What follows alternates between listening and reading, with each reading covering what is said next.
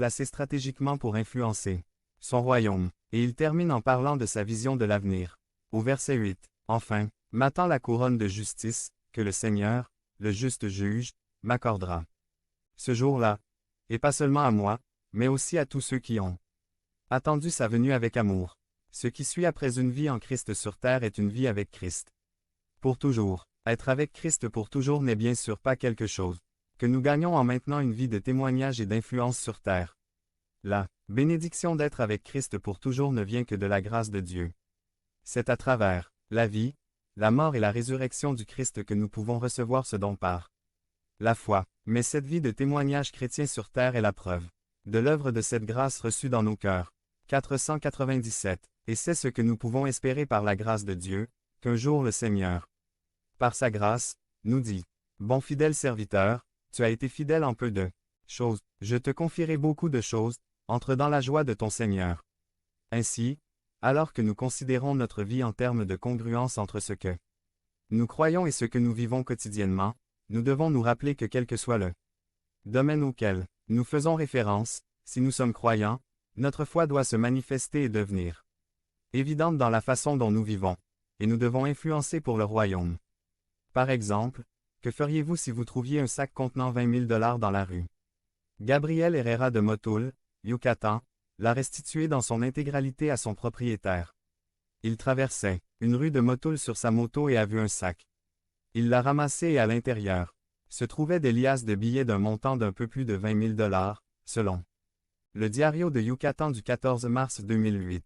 Cet incident était si inhabituel qu'il a fait la une des journaux pendant 2 jours consécutifs.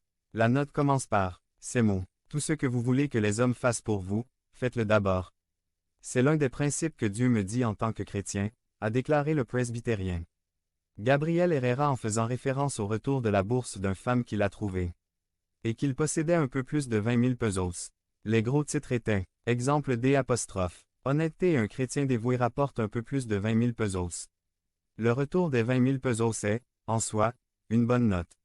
Mais pour moi, le fait que Gabriel Herrera soit chrétien, et surtout presbytérien, me procure bien plus de joie.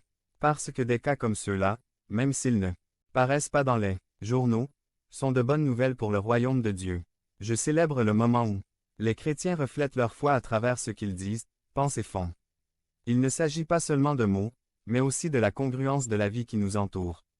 Point. De plus, les actions conformes à la foi accomplissent parfois bien plus pour le royaume de Dieu que de nombreuses paroles.